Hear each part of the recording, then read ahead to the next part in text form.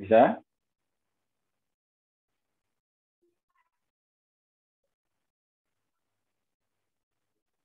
Ya, gimana? Suaranya apakah jelas-jelas ya kayaknya? Jelas. Jelas. Oke. Oke, tunggu sebentar ya.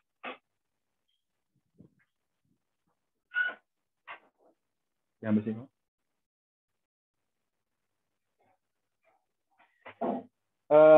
Untuk yang host, nanti tolong direkod ya materi kita pada siang hari ini supaya nanti bisa disimpan, di-save, kemudian nanti kita share di media sosial lainnya. Bisa ya? Oke, Bang. Ada, Bang. Nanti silakan direkod. Baik, bismillahirrahmanirrahim. Assalamualaikum warahmatullahi wabarakatuh. Waalaikumsalam warahmatullahi wabarakatuh. Innal hamdalillah nahmaduhu wa nasta'inuhu wa nastaghfiruh wa na'udzu billahi min syururi anfusina wa min sayyiati a'malina. May yahdihillahu fala mudilla lahu wa may yudlil fala hadiyalah. Asyhadu an la ilaha illallah wa asyhadu anna Muhammadan abduhu wa rasuluhu la nabiyya ba'da. Raditu billahi rabba wa bil islami dina wa bi Muhammadin nabiyya wa rasulah.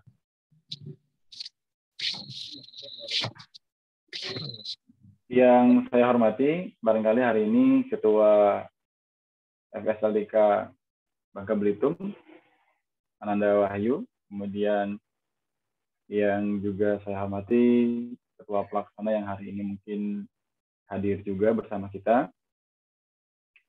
Dan yang saya hormati rekan-rekan ketua atau para ketua LDK di kampus-kampus yang tentunya ada yang ada di Bangka Belitung begitu ya.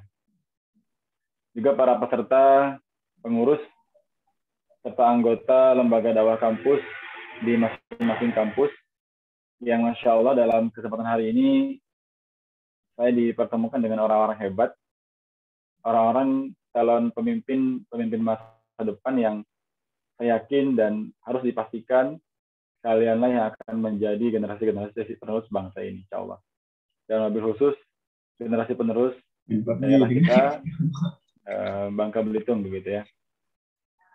Baik, alhamdulillah, syukur Allah Subhanahu wa taala atas segala limpahan rahmat, karunia, kesempatan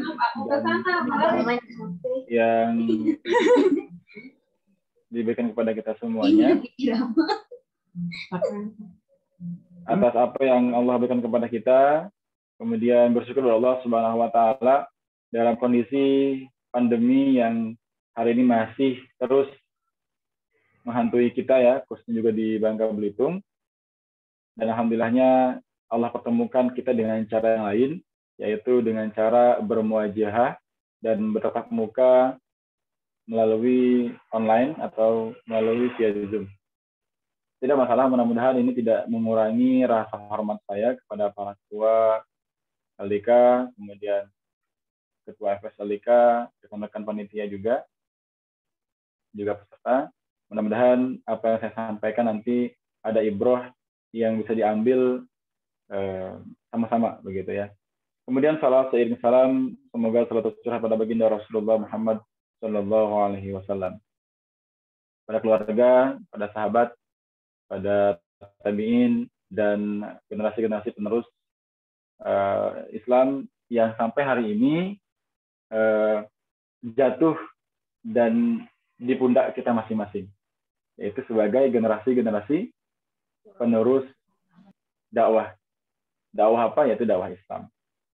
Teman-teman, sebelum masuk ke materi leadership, sedikit menyinggung tentang peran kita dan amanah kita di lembaga dakwah kampus.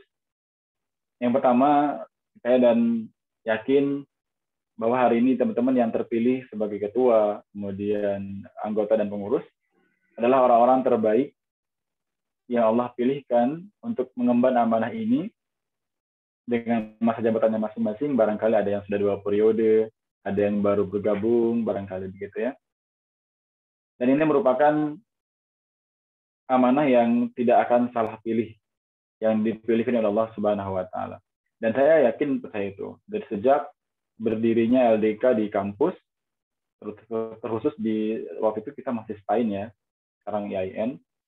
Dan kita yang merintis 2011, dengan segala perjuangan dan sangat luar biasa. Waktu itu ya dilemanya, kemudian banyak godaan, banyak cobaan, sempat dibubarkan 2013 kalau nggak salah. Kemudian kita underground, kemudian kita muncul lagi. Ya itu tantangan lah, tantangan dakwah. Begitupun ketika Rasulullah SAW berdakwah dan menyampaikan risalah kenabiannya dan tentang tauhid atau tentang kalimat Allah Subhanahu wa taala. Memang cukup berat mengemban amanah ini, tapi saya yakin dan percaya teman-teman yang diamanahkan itu mampu, karena Allah tidak akan memberikan beban kepada mereka yang tidak mampu, tapi kepada mereka yang mampu maka Allah berikan amanah itu. Teman-teman sekalian, kita harus yakin dan percaya peninggalnya Rasulullah SAW, Nabi terakhir, kemudian manusia yang paling dicintai Allah Subhanahu wa taala, wafat, maka pundak dakwah itu jatuh ke pundak kita masing-masing hari ini. Masya Allah, ini adalah sebuah amanah yang luar biasa dan Allah pilihkan kita. Maka sebagai seorang anggota, pengurus, dan ketua misalkan begitu ya, yang diamanahkan, harus menjalankan amanah ini dengan sebaik-baiknya. Cari kira-kira peluang-peluang apa yang bisa diambil melalui dakwah, kemudian kesulitan apa yang mungkin bisa dipecahkan bersama dengan para anggota dan pengurus, kemudian hal apa yang bisa diberikan kepada mad'u. Mad'u itu audiens kita ketika kita menyampaikan dakwah. Baik, teman-teman, mungkin tentang dakwah dan LDK-LDK-an sudah disampaikan ya oleh pemateri sebelumnya. Di sini saya diamanahkan untuk kemudian memberikan sedikit materi tentang leadership. Barangkali nanti kita diskusi saja supaya menarik materinya. Mohon maaf tidak bisa menampilkan slide karena beberapa hal dan saya sudah coret-coret melalui handphone. Jadi nanti kalau memang diperlukan bisa nanti kita share materinya ya. Nanti saya kirimkan ke panitianya dan kemudian nanti di-share ke teman-teman yang hari ini hadir. Oh ya, mungkin nanti panitia yang bertugas hari ini nanti ada door prize dari saya, barangkali nanti 1 buah buku yang ada di belakang. Ya, insya Allah tinggal sisa 2 buku karangan yang mungkin mudah-mudahan bisa bermanfaat dan bisa dibaca-baca oleh teman-teman sekalian hari ini hadir ya. Nanti terserah panitia menentukan siapa yang berhak mendapatkan bukunya. Cuman 1, tapi nggak apa ya, bagi-bagi aja nanti. Baik, teman-teman sekalian, tema diskusi pada kita hari ini adalah sangat menarik sekali ya, karena tema diskusi tentang leadership ini adalah bukan hal yang baru yang kemudian kita bahas, dan seringkali mungkin teman-teman di sini sudah banyak ribuan kata, ribuan kalimat yang disampaikan oleh para pemateri tentang leadership. Barangkali nanti ada hal yang mungkin sama, tapi mudah-mudahan ini tidak mengurangi rasa hormat saya gitu ya. Baik teman-teman sekalian, dan berbicara tentang pemimpin, kita sudah diberikan masa lalu yang sangat luar biasa tentang kepemimpinan dalam Islam. Kita lihat ribuan tahun yang lalu bagaimana para sahabat dan para Rasulullah SAW kemudian menjadi seorang pemimpin yang disebutkan dalam Al-Quran, Siddiq, amanah, fatonah, dan tabligh. Ini adalah landasan dasar yang bisa kita pegang sebelum nantinya kita kembangkan dalam perkara yang lainnya. Maka seorang pemimpin harus punya 4 sifat atau karakteristik yang tadi. Tabligh, ya, amanah, fatonah, ya, dan lain sebagainya. Teman-teman sekalian, kalau kita bisa lihat, mungkin pernah dengar Sayyidina Ali yang juga diimani dan kemudian oleh para pemuda zaman itu, ya 1400 tahun yang lalu, adalah pemimpin masa depan yang sangat dibanggakan oleh para generasi muslim ketika itu. Nah, bagi kita yang hari ini mungkin kita balikkan sejarah dan fakta tentang kepemimpinan masa lalu dan hari ini, itu sangat jauh terasa dan kayak sepertinya jauh berbeda begitu ya. Namun tidak menutup kemungkinan kita nanti akan menjadi pemimpin-pemimpin yang setidaknya bisa sama dengan atau kualitasnya sama dengan para pemimpin terdahulu, meskipun dengan cara yang berbeda. Teman-teman sekalian, coba kita lihat bagaimana dulu ketika anak-anak muda, para pemuda di medan perang ketika menyebarkan Islam, mereka adalah orang-orang yang umurnya masih belia, 15 tahun, kemudian 18 tahun, 20 tahun, bahkan ada yang 10 tahun begitu ya, yang sudah menjadi panglima perang dan lain sebagainya. Dan banyak para sahabat di antara kita yang mungkin kita kenal juga tak heran menjadi seorang pemimpin karena sudah terbina dan terdidik dengan baik pada zaman itu. Bagaimana dengan para pemimpin kita hari ini dan bagaimana para pemudanya kita hari ini? Kita bisa menyaksikan dan melihat bersama tentang anak-anak muda yang hari ini ada di sekitar kita, atau mungkin bahkan diri kita sendiri yang menjadi anak muda hari ini. Sudahkah kita menjadi teladan bagi orang lain? Teman-teman sekalian, sebelum jauh nanti kita membahas leadership, teman-teman tidaknya ibda binafsik dulu, yaitu memulai dari diri sendiri dulu. Artinya apa? Bagaimana ibadah kita, kemudian bagaimana tingkat disiplin kita terhadap sesuatu, bagaimana tentang tanggung jawab yang diberikan kepada kita, sudahkah kita menjalankan dengan baik atau belum. Hal inilah yang kemudian mendorong kita nanti akan menambah wawasan dan keilmuan tentang, atau ketika nanti kita diamanahkan menjadi seorang pemimpin. Sudah belum? Nah, kalau belum, coba di list mana-mana yang sudah dilaksanakan, kemudian mana-mana yang masih belum dilaksanakan atau masih kurang, silakan diperbaiki lagi. Karena ini penting. Sebelum kita menjadi pemimpin, kita harus menyiapkan diri terlebih dahulu. Meskipun kadang-kadang kita menjadi pemimpin itu ditunjuk oleh Dewan Syuro, begitu ya, tiba-tiba kita terpilih. Karena bisa jadi tidak ada orang lain, atau kita sedikit cakap dalam memimpin, dalam beretika, dalam keilmuan, ya, dalam hal lainnya begitu. Nah, ini tidak menutup kemungkinan teman-teman yang hari ini hadir barangkali ada yang tiba-tiba ditunjuk namanya menjadi pengurus LDK begitu ya. Tapi ya, ini sudah qadarullah, sudah Allah tetapkan nama-nama orangnya dan teman-teman lah yang hari ini terpilih. Teman-teman sekalian, kalau kita bahas tentang masa muda dan tentang masa depan para pemimpin generasi penerus Islam khususnya begitu ya, dan generasi bangsa ini, kita tahu bahwa di tahun 2040 ada bonus demografi yang sangat luar biasa. Artinya di mana Indonesia sangat memiliki kualitas atau jumlah penduduk yang produktif. Ya. Produktif itu yang masih bisa bekerja. Ya. Artinya barangkali kita termasuk di dalamnya. Nah, tinggal bagaimana nanti di tahun 2045 itu kita mengisi hari-harinya atau mengisi tahun demi tahunnya sampai menuju nanti di tahun 2045. Ada dampak positif dan dampak negatif sebenarnya yang ditimbulkan dari bonus demografi ini. Yang pertama adalah keuntungan.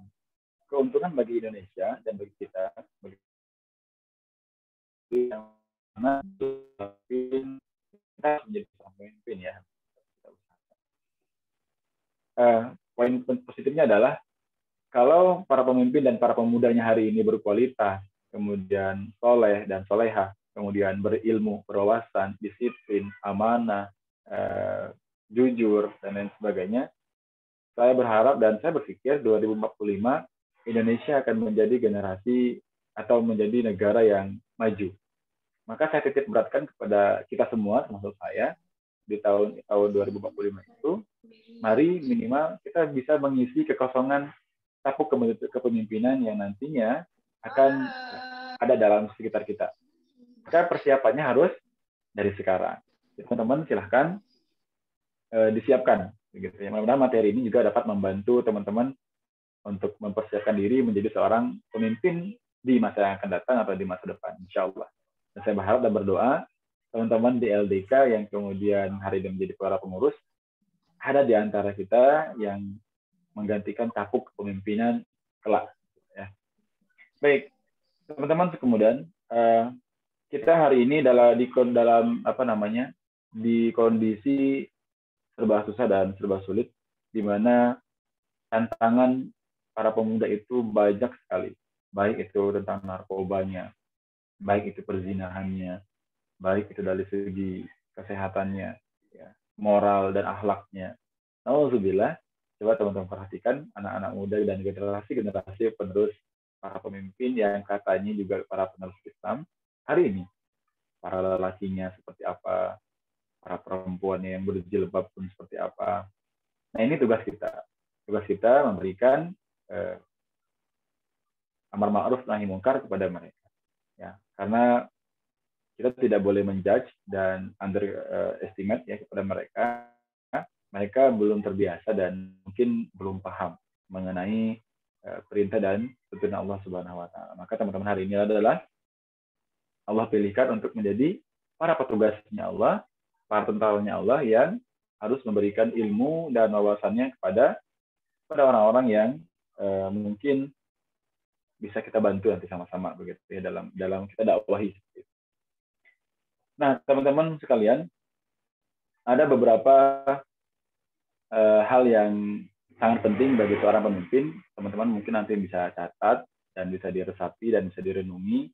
Kira-kira teman-teman masuk dalam kategori tipe pemimpin yang seperti apa. Nah, sebaiknya dan sebelumnya saya coba untuk diskusi terlebih dahulu ya. Ada 4 tipe yang saya coba tulis begitu ya tentang seorang pemimpin.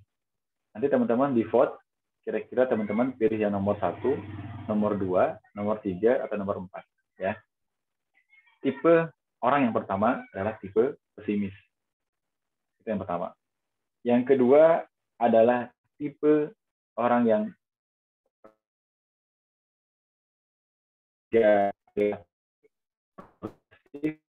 dan adalah orang yang bertipe optimis. Nah, coba saya pengen lihat di komen teman-teman mau jawab yang mana. 1, 2, 3, atau 4. Saya ulangi, yang pertama adalah tipe orang yang pesimis, yang kedua adalah tipe orang yang realistis, yang ketiga adalah progresif, dan yang keempat adalah tipe orang yang optimis. Silahkan ditulis di kolom komentar. Saya kasih waktu 1 menit. Kira-kira teman-teman pilih tipe yang mana?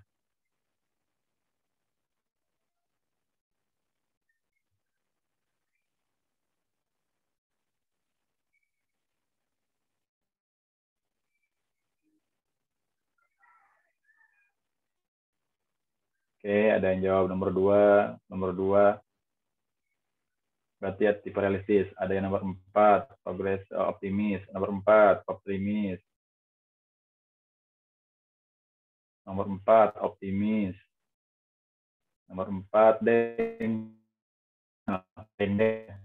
optimis. 4, optimis. Nomor 1, pesimis. Nomor 2, realistis. Nomor 2, realistis. Nomor 3, progresif. Optimis nomor 4. Ya.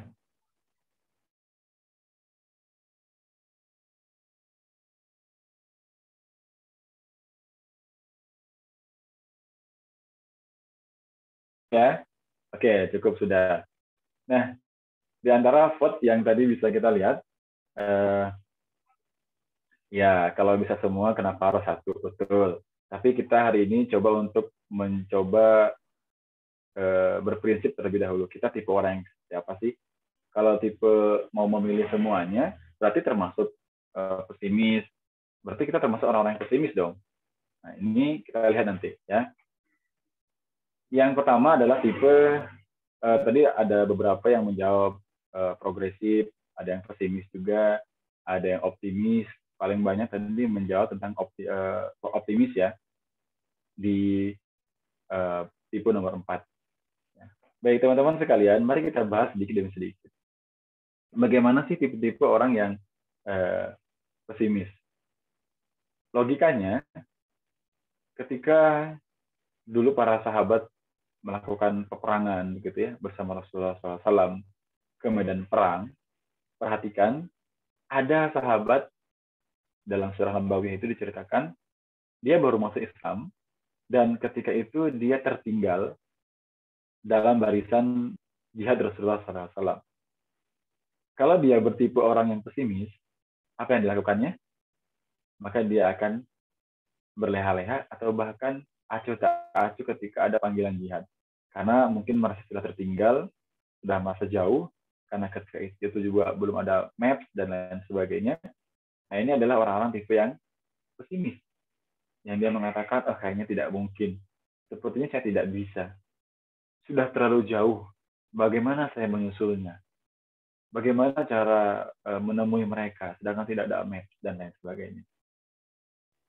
Nah, ini adalah orang-orang yang tipe yang pesimis, yang belum apa-apa sudah takut duluan, sudah mundur duluan, boro-boro mau berperang, boro-boro mau berjihad, gitu ya, boro-boro mau berusaha, pikirannya sudah mengatakan itu tidak mungkin. Ya, ini adalah ciri orang para pemimpin yang tipe-tipe pemimpin orang yang pesimis. Ketika ditanya 10 atau 15 tahun yang lalu ya, kita mau menjadi seperti apa? Maka jawabannya adalah ingin menjadi dokter.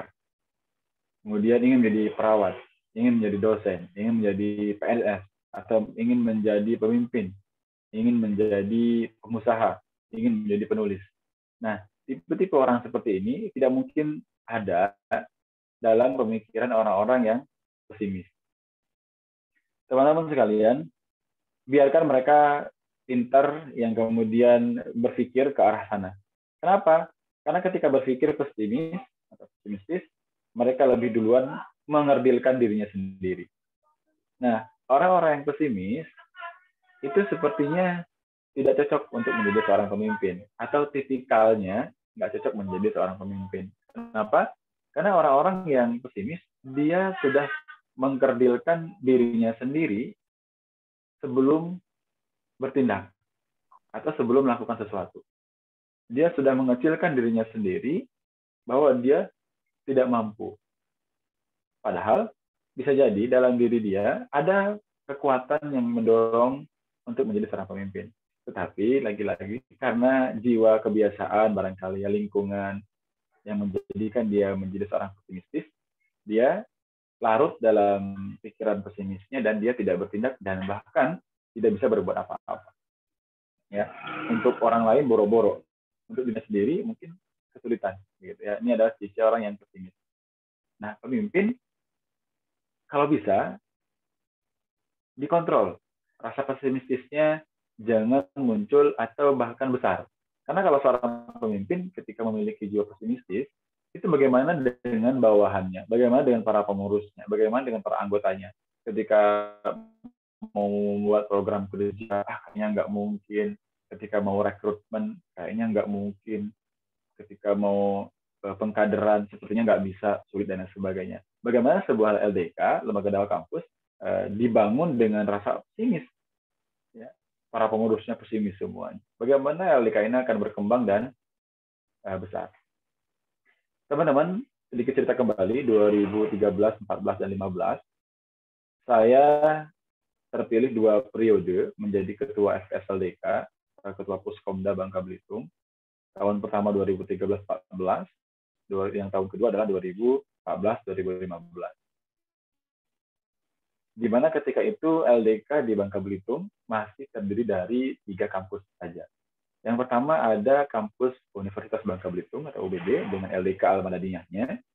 Kemudian yang kedua adalah LDK Asyidik ya, di IAIN sekarang. Kemudian yang ketiga ada UKI, yaitu Unit Kegiatan Kerohanian Islam di Polman. Nah, 3 kampus inilah yang ada LDK-nya ketika itu. Masya Allah, dengan perjuangan yang sangat luar biasa dan pikiran yang yakin begitu ya, bahwa kita harus membentuk LDK di kampus-kampus yang ada di Bangka Belitung. Nah, hari ini saya mendengar berita bahwa LDK di kampus sudah mulai terbentuk dan bahkan sudah ada yang mandiri, ada yang mula, ada yang madya, dan mungkin sebagian masih pramula. Dan tingkatannya ada beberapa ya, ada pramula, kemudian mula, kemudian madya, dan mandiri. Nah, itu klasifikasinya teman-teman di FSLDK bisa di-share lah. Di LDK, bagaimana caranya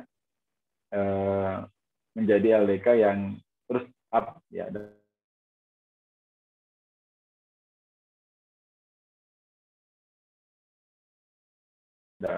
mandiri.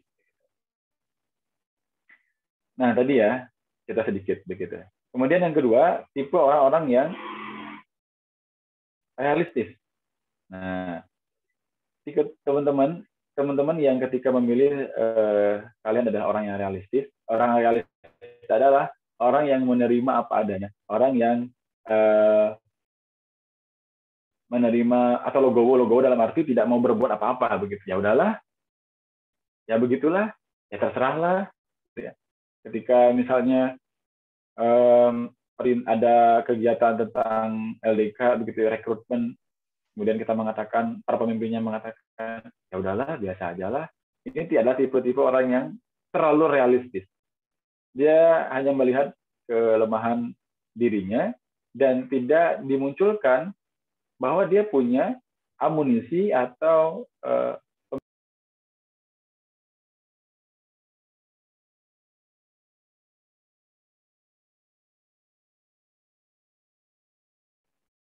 baik. Kenapa? Ada gangguan ya? Ya, Kak, kayak sedikit gangguan, Kak. Baik. Ya. Nanti tampilannya di spotlight ya, supaya nanti teman-teman bisa melihat dan mendengarkan materi yang Abang sampaikan ya. Baik. Lanjut. Mengenai tipe yang kedua, itu tipe realistis. Ketika orang-orang relatif tipe realistis diberikan pertanyaan tentang masa depan, mereka akan menjawab, ya sudahlah yang saya tadi bilang.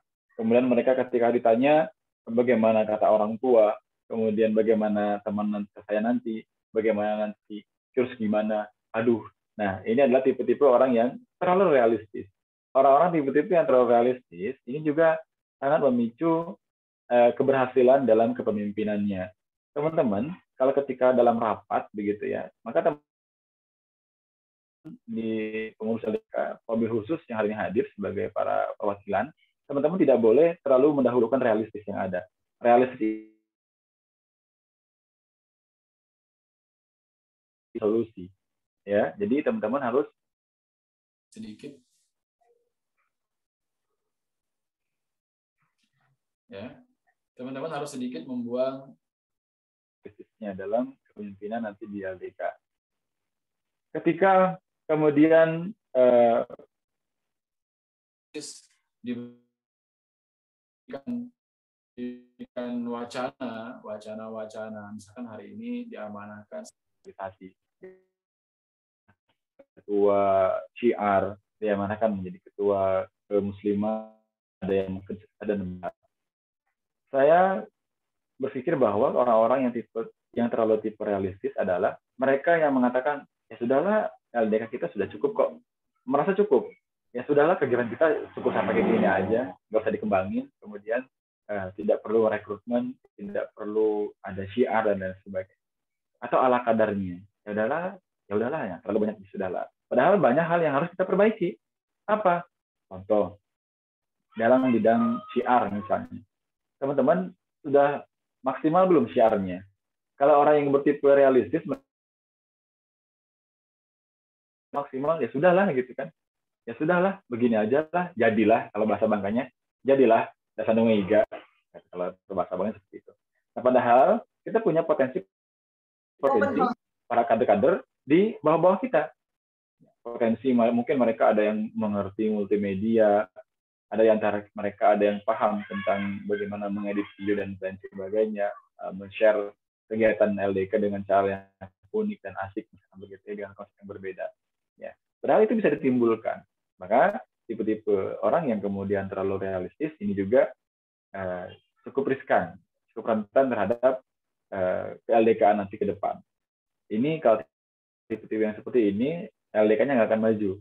Dulu kalau kita terbayang, kalau zaman-zaman kita waktu itu ya, ketika kita terbayang, ya sudahlah, LDK di Bangka Belitung cuma 3 aja lah, yang penting ada gitu perwakilannya di Bangka Belitung, 3 kampus aja, UBB, IAIN, dan UKI. Ya sudahlah, nggak perlu rekrutmen, ya sudahlah, nggak perlu nambah lagi LDK di kampus-kampus. Nah, jadi teman-teman harus hati-hati terhadap sikap orang-orang atau ketika punya sikap terlalu realistis, gitu ya. Kemudian yang ketiga adalah tipe progresif, ya tipe progresif. Nah, tipe-tipe yang ketiga inilah yang sangat dibutuhkan dalam kepemimpinan seorang.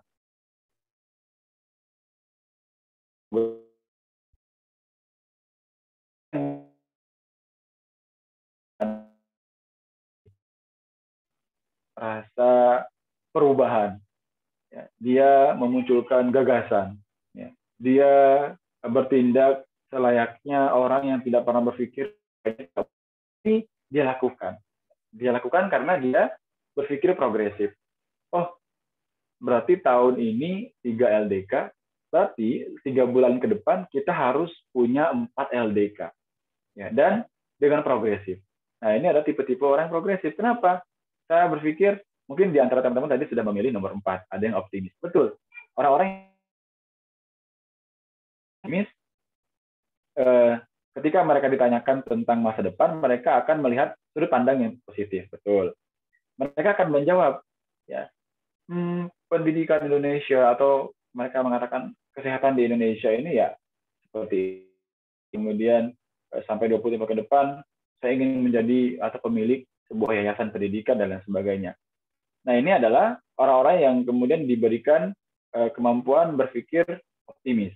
Ya, dia percaya bahwa dia bisa mendirikan yayasan, dia percaya dan dia optimis bahwa dia bisa kuliah dengan beasiswa, kemudian walaupun dengan tidak mampu, kemudian dia menyusun programnya dengan baik tentang beasiswa bagi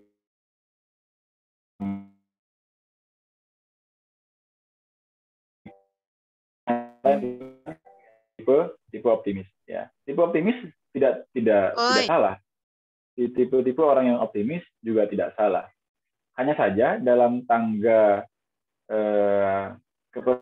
seorang kepemimpinan, maka yang paling tertinggi adalah orang yang bertipe progresif tadi. Orang yang bertipe progresif, dia akan memberikan sebuah gagasan yang berbeda, tidak cukup dengan optimis. Kalau hanya optimis, saya optimis bahwa LDK tahun ini ya, saya optimis bahwa tahunnya pasti mencapai 50 anggota baru. Itu optimis. Ya, orang yang berjiwa optimis, tidak masalah. Nah, tapi harus ditambah dengan pemikiran progresif.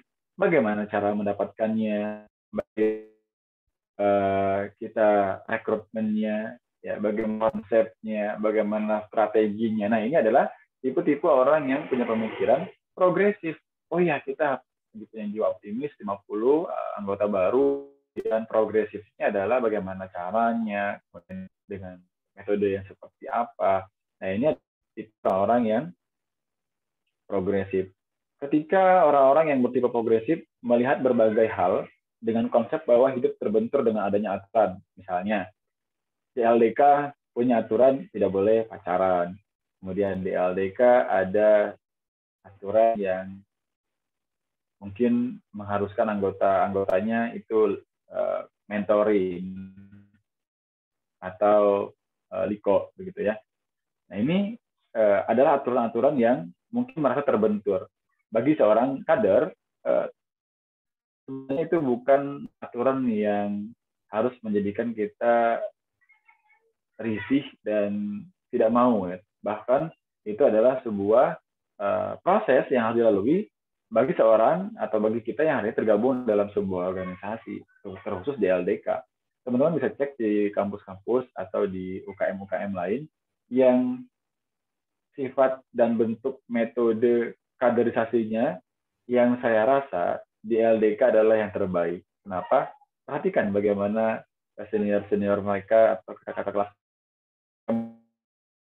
ada di bawahnya membina orang-orang baru, begitu ya, di LDK, menyampaikan pesan, ya, fastabiqul khairat, ya, amar ma'ruf nahi mungkar dan lain sebagainya. Nah, di UKM lain Pengkaderannya ada, tapi ini menurut saya ya, ini penilaian saya, boleh dong gitu ya. Tidak sebaik yang teman-teman di LDK. Teman-teman di LDK harus hadir sepekan 1 kali, ada murabinya atau ada gurunya, ada diskusi, membahas semua hal, bukan tentang perkara agama saja. Dalam mentoring banyak hal yang harus dibahas, diskusi masalah politik, diskusi masalah kesehatan, diskusi masalah sosial, diskusi masalah negara, diskusi masalah pariwisata barangkali, atau permasalahan-permasalahan lain yang ada di daerah kita hari ini barangkali seperti itu. Nah, dalam mentoring, dalam metode mentoring dan pengkaderan LDK, saya rasa adalah yang terbaik. Kembali kepada tipe-tipe orang yang progresif. Nah, mereka orang yang bertipe progresif adalah mereka yang ketika diberikan option, ini adalah dia punya option yang banyak. Dia bukan cuma plan-nya, dia bukan cuma A dan B, tapi plan dia dari mulai A sampai ke Z. Nah, ini orang yang bertipe progresif nih. Dia tahu ketika plan A gagal, ada plan B. Plan B kurang berhasil, ada plan C sampai ke plan Z yang pasti bagaimana cara dia mendapatkan tujuan, tadi misalkan rekrutmen, itu dengan cara yang baik. Dan tujuannya tercapai dengan baik dan maksimal. Ini tipe-tipe para orang-orang yang progresif. Teman-teman, contoh hal ketika nanti teman-teman lulus dari kampus begitu ya. Teman-teman nanti harus punya tipe progresif. Harus bertipe progresif. Teman-teman, kalau teman-teman ketika lulus, kemudian saya pesimis, saya kayaknya nggak mungkin kerja di sana, kayaknya saya nggak bisa. Itu pesimis. Kalau teman-teman berjiwa optimis, kalian mengatakan, kayaknya saya bisa menjadi seorang guru, kayaknya saya bisa kerja di sana. Ya. Tapi tidak ada tindakan, hanya optimis saja, tidak melakukan sebuah tindakan. Ya. Plan-nya tidak tersusun dengan rapi. Orang tipe-tipe yang progresif, itu dia setelah lulus, dia pasti berpikir, oke, setelah ini saya akan kerja di sini, kalau tidak lulus di sini, saya akan ke sini, ketika tidak lulus di sini, akan saya ke sini, dan saya akan mencoba dan begitu, sampai nanti saya menemukan kerjaan yang nanti layak bagi saya. Nah, teman-teman yang hari ini teman di LDK harus punya jiwa progresif. Supaya apa?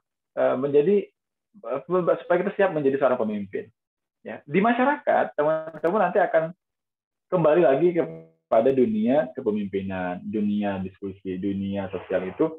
Orang-orang tahu kita lulusan kampus atau S1 atau sarjana. Teman-teman nanti minimal akan diberikan amanah, ya ketika di kampung halaman misalkan, kita nanti ditunjuk sebagai ketua panitia. Nah, teman-teman harus punya jiwa progresif. Kegiatan itu, targetnya apa, metodenya seperti apa, sasarannya nanti siapa, dan sebagainya. Ya, supaya kegiatannya berjalan dengan baik. Bagaimana cara mendapatkan uang, ya, dan lain sebagainya, caranya, kemudian siapa yang diundang, dan sebagainya. Nah, teman-teman yang berjiwa pesimis itu nggak mungkin sampai ke sana pemikirannya. Mau mengundang pemateri, malu, kayaknya nggak mungkin. Terus kita nggak punya uang dan lain sebagainya. Ini akan sulit menentukan sikap. Ya. Nah, dari 4 hal inilah yang kemudian teman-teman bisa petakan dalam diri teman-teman sekalian, apakah kita termasuk orang yang mana. Rasa, dan saya berharap teman-teman punya tipe yang tadi, yang nomor 3, yaitu progresif. Sengaja saya acak, ya, jadi tidak berurutan, optimis, dan sebagainya. Teman-teman nanti bisa memilih dan memilah. Dan tadi ada beberapa ada beberapa teman-teman yang menjawab nomor 3, ya, atau nomor tentang progresif. Ya. Teman-teman, kemudian berikutnya adalah sebagai seorang pemimpin, kita harus punya ide-ide kreatif yang kemudian kita terbiasa dalam sebuah wacana dan ide yang baik, gitu ya. Nah, bagaimana caranya? Pertama, kita tentukan dulu. Ibarat sebuah tangga itu ada tangga 1, tangga 2, tangga 3, dan seterusnya sampai kita mencapai goal, ya, atau mencapai tujuan. Nah, menjadi seorang pemimpin itu harus punya skill yang baik dalam memahami kondisi-kondisi tertentu. Ya, nanti ketika di LDK pasti menemukan orang-orang atau teman-teman kita yang tidak sependapat dengan kita. Ada orang-orang yang tidak sepemahaman dengan kita. Ada barangkali ketika kita menyampaikan ide dan gagasan ditolak oleh teman-teman yang lain. Nggak masalah, ya tidak masalah. Namanya juga berorganisasi dan ini adalah sebuah proses atau cara kita diberikan pengajaran tentang menghargai pendapat orang lain. Kemudian sabar ketika nanti saran kita tidak diterima oleh orang lain. Menerima apapun yang dihasilkan dari rapat atau kalau bahasa katanya adalah syuro. Nah, itu teman-teman nanti di lapangan dan mungkin hari ini merasakan ya hal-hal seperti itu.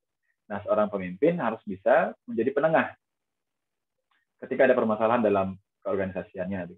Tiba-tiba buntu dengan ide, tanyakan atau disyurokan. Maka syuro ini sangat penting bagi teman-teman sekalian untuk mengasah jiwa leadership kita sebagai seorang pemimpin. Harus menerima saran dan masukan, ya harus kemudian share ke teman-teman yang lain kalau ada masalah dan lain sebagainya. Gitu ya. Nah, teman-teman, dari beberapa tahapan tangga yang harus kita lewati sebagai seorang pemimpin, kelak ada tangga yang harus kita lewati. Tangga pertama adalah menyadari bahwa kita hari ini berada di zona nyaman. Yang mana? Kalau kita hari ini merasa sebagai seorang ketua LDK, merasa nyaman, itu adalah zona nyaman kita. Oh, saya sedang berada di zona nyaman sebagai ketua LDK. Atau saya merasa di zona nyaman sebagai seorang kaderisasi. Nah, orang-orang yang bisa berdamai dengan zaman sekarang kan teknologi gitu ya, kemudian mungkin bahasa gaulnya nggak gaptek gitu ya. Nah, yang bisa berakselerasi dengan harinya ada atau zaman milenial orang bilangnya, kita akan mendapatkan solusi yang cepat. Maka menjadi seorang pemimpin ketika kita memasuki tangga yang pertama, bahwa hari ini kita menyadari kondisi kita itu sangat berbeda. Kondisi kita berubah. Cara kita mensyiarkan dakwah sebagai seorang pemimpin harus punya ide. Di zaman yang hari ini serba teknologi, serba online dan sebagainya, serba media sosial, ketua syiar harus tahu nih, kira-kira apa ya yang harus saya lakukan di dalam rekrutmen atau pra-rekrutmen, bagaimana kemudian menjaga ruh LDK-nya ke teman-teman yang lain, itu tugas kaderisasi, akan ada yang lesu mentoring, lesu liko, ada yang lesu datang rapat. Nah, itu bagaimana teman-teman yang diamanahkan di kaderisasi itu mencari solusinya. Nah, maka berdamailah dengan keadaan. Yang keadaan adalah jangan berpikir kalau dulu saya masih ingat ketika rapat begitu ya. Yang ahwat di seberang karena ada tabir, ada hijab, yang ikhwan di sebelah. Yang ahwat merasa tidak mau bersuara, kenapa? Karena bagi dia mungkin tabu gitu ya bersuara atau mengeluarkan suara. Nah, di zaman yang hari ini penuh dengan bukan penuh dengan apa ya, tapi banyak cara yang dilakukan oleh kita sebagai kader dakwah untuk menyampaikan syiar atau dakwah. Teman-teman, kalau kita menggunakan konsep lama, dakwah dengan menggunakan brosur, kemudian ayo masuk LDK pakai brosur gitu ya, dan brosurnya difotokopi lagi gitu nggak jelas, kemudian masih menggunakan apa ya pamflet yang ukuran kecil, tempel-tempel kayak kampanye gitu ya. Nah, sekarang teman-teman harus bisa menyesuaikan. Maka antara keadaan zaman yang hari ini dengan kondisi di LDK. Contoh, dulu mungkin baru main Facebook kali ya, atau BBM ketika itu di zaman-zaman saya masuk kuliah di LDK, jadi pengurus LDK. Ya, merasa sangat rugi ketika teman-teman di UKM lain sudah punya Instagram, teman-teman di UKM lain punya channel YouTube, punya web dan lain sebagainya. Teman-teman jangan mau kalah gitu. Kenapa? Tim syiar itu sangat penting. Karena dakwah itu kan kalau ada dai-nya, harus ada mad'unya.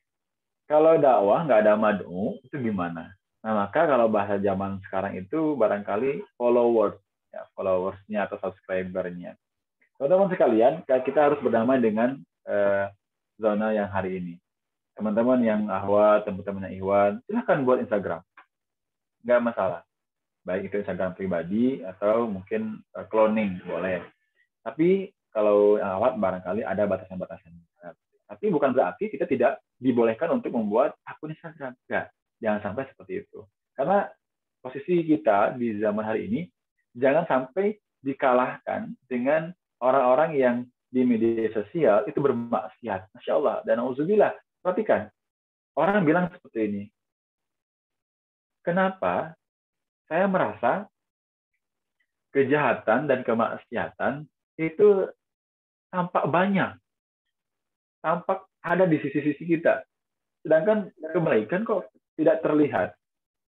Ya. Jadi jawabannya adalah bukan banyaknya kemaksiatan yang hari ini kita saksikan, tapi realitanya adalah banyak orang-orang yang tidak mau berdakwah atau orang-orang itu terlalu diam.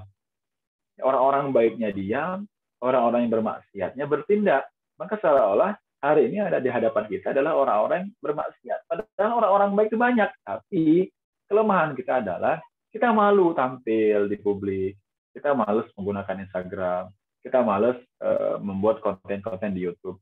Coba perhatikan. Bahkan kalau kita lihat hari ini, grade-nya itu, media sosial itu sangat tinggi penggunanya. Ya. Bayangkan nggak? TikTok di mana-mana, dan penggunanya jutaan. Dan mereka dengan asyiknya gitu ya, mensiarkannya gitu. Nah, masa kita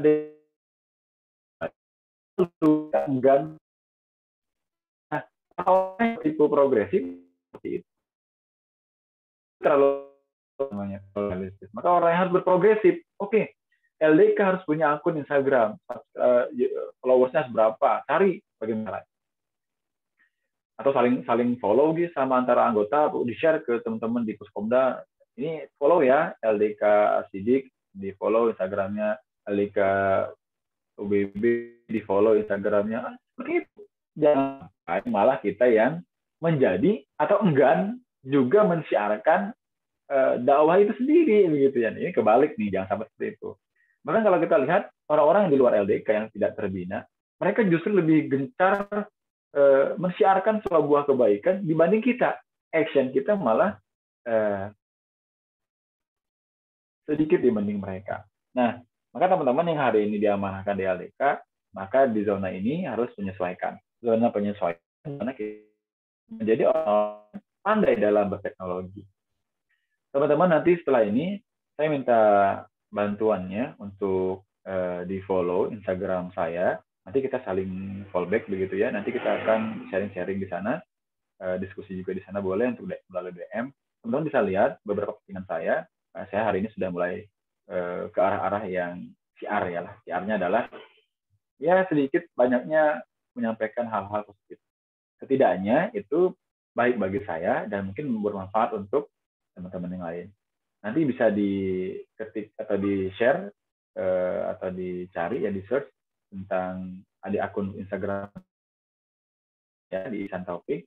Kemudian saya minta bantuan teman-teman untuk subscribe channel YouTube saya di Ihsan Taufik juga. Nanti saya kirimkan ke panitia. Panitia nanti tolong di-share ke teman-teman pengurus LDK dan teman-teman di LDK ya. Kenapa? Teman-teman, kalau hari ini kita mengatakan kepada kader sendiri, kepada kader Ikhwan, kepada kader Ahwat, yang punya channel akun YouTube, yang punya channel Instagram, lalu kita bilang, kamu tuh mau terkenal aja, kemudian mau jadi artis ya, dan sebagainya. Enggak, teman-teman. Yakin dan percayalah, orang-orang itu, atau teman-teman kita yang dulunya di LDK, hari ini di LDK, itu punya niat baik kok. Ya, justru harusnya disupport. Ya, harus disupport. Karena dia adalah tipe orang-orang yang progresif. Ketika teman-teman yang lain belum punya akun Instagram, belum punya akun YouTube, dia sudah punya. Ya, subscribe, kemudian di-follow. Karena tadi ada dai, ada mad'u. Nah, semakin banyak mad'unya ketika disampaikan, itu juga semakin banyak yang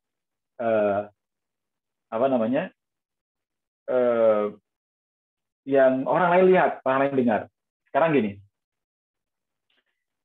saya besok misalnya, saya share tentang satu kata, misalkan follower saya sekian, kemudian subscriber saya sekian. Saya share hari ini, saya share. kebayang nggak berapa orang yang kita baca, berapa orang yang membaca tulisan saya, berapa orang yang bisa melihat video saya, tulisan saya. Dan itu kalau baik, itu kita sudah berdakwah. Ada yang mendengarkan, ada yang mencernanya, kemudian melaksanakan, itu berdakwah.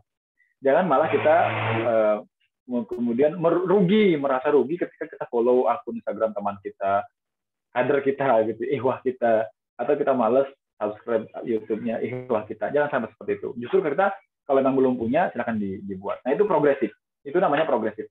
Kan pemimpin harus seperti itu. Ya, harus progresif. Teman-teman, yang kedua adalah tangga. Tadi ada tangga yang pertama adalah tangga. Kita harus menyadari bahwa hari ini kita berada di zona nyaman yang mana. Berada di zona nyaman yang mana. Jadi zonanya hari ini adalah zona media sosial. Gunakan media sosial dengan baik. Ya, gitu. Kemudian tangga berikutnya, tangga kedua adalah menyadari bahwa kita harus berada di posisi menjadi orang yang terbaik. Nah, ini penting nih. Tangga berikutnya adalah bagaimana kita menyadari diri kita untuk menjadi seseorang yang terbaik. Ya, ingat, bukan merasa paling baik, tapi terbaik, yang paling terbaik dong, ya. Bukankah dalam sebuah ayat Quran juga mengatakan kita harus menjadi orang yang manusia yang banyak manfaatnya untuk orang lain.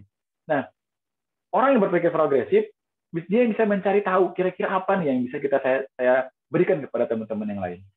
Teman-teman, mengulik sejarah bagaimana saya bisa menulis buku, bagaimana saya mendirikan bank sampah MPS, kemudian bagaimana saya mendirikan forum pelajar Muslim Bangka Belitung, begitu ya, di Bangka Barat, kita di Mentok, gitu. Itu Masya Allah lah. Teman-teman, rasa kangen saya kepada LDK terobati ketika saya membentuk menjadi founder Forumus Babar. Forumus itu singkatan dari Forum Pelajar Muslim Bangka Barat. Teman-teman bisa di-follow Instagramnya juga di Forumus Babar. Cek beberapa kegiatannya, meskipun hari ini lagi vakum karena corona.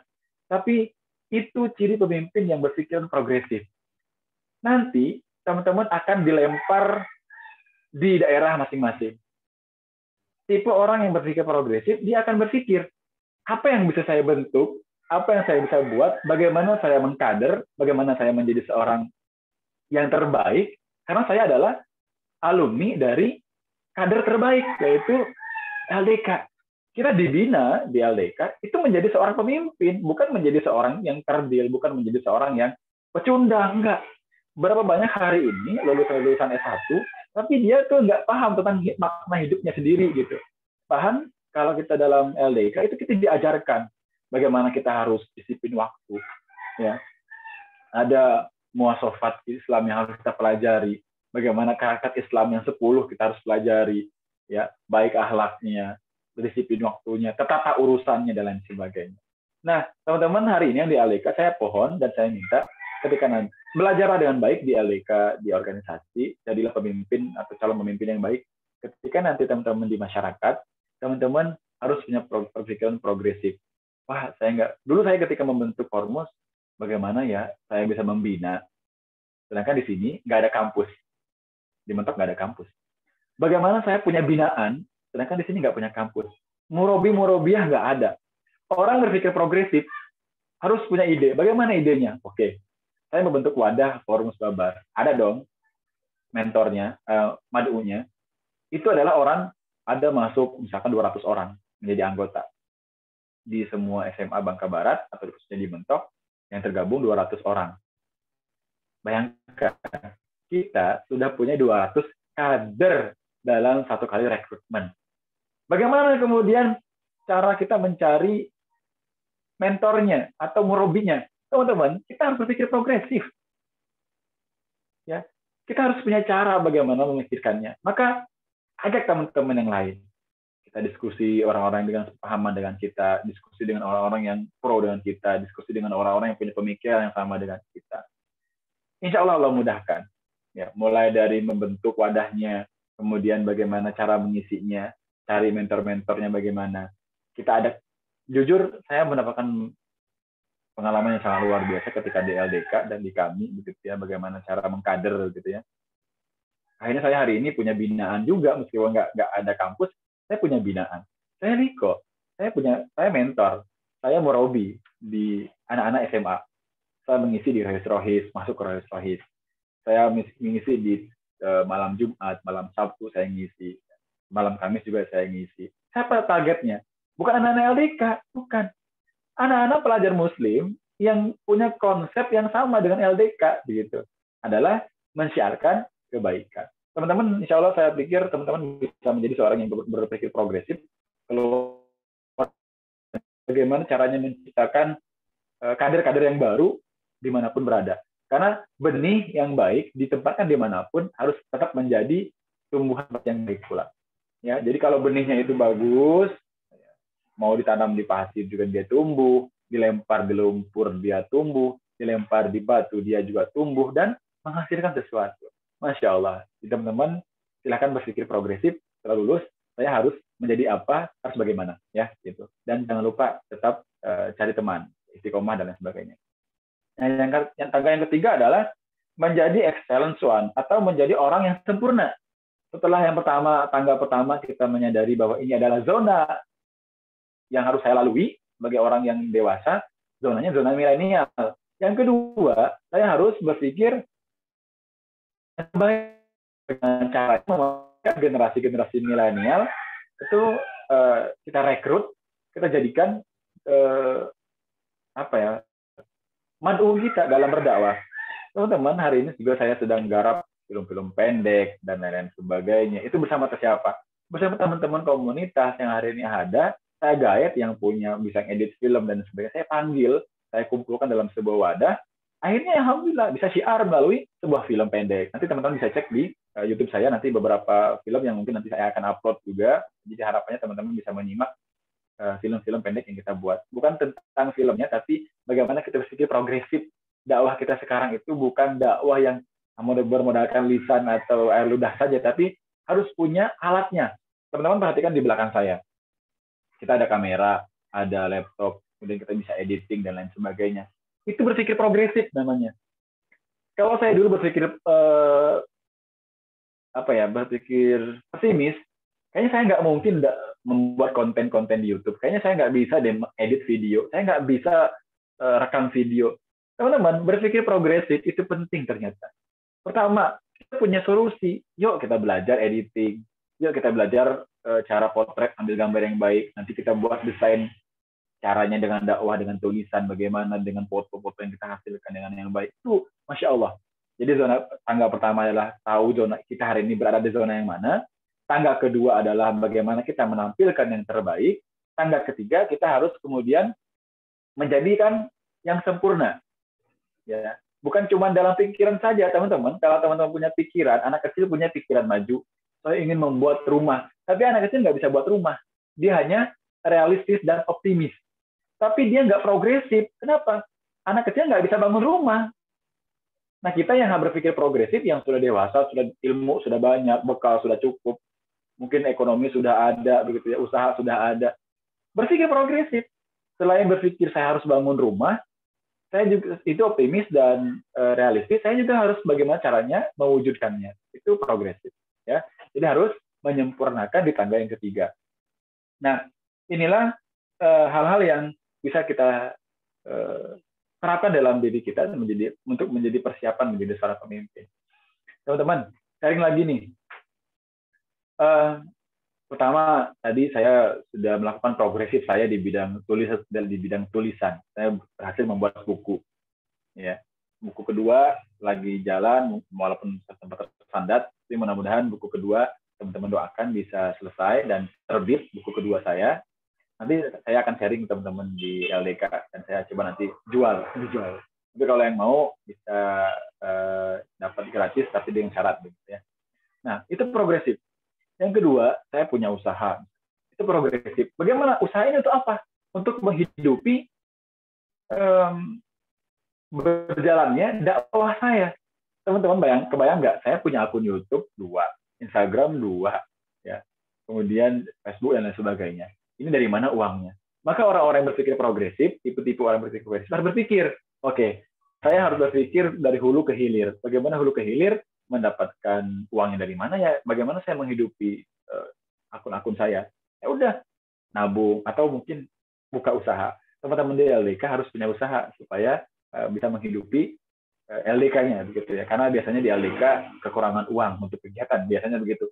Bang, minta sumbangannya Bang untuk kegiatan. Biasanya gitu ya kalau kita dulu. Kalau sekarang mudah-mudahan teman-teman di LDK sudah berpikir progresif bagaimana caranya mendapatkan uang atau fundraising untuk mendanai kegiatan-kegiatan di LDK.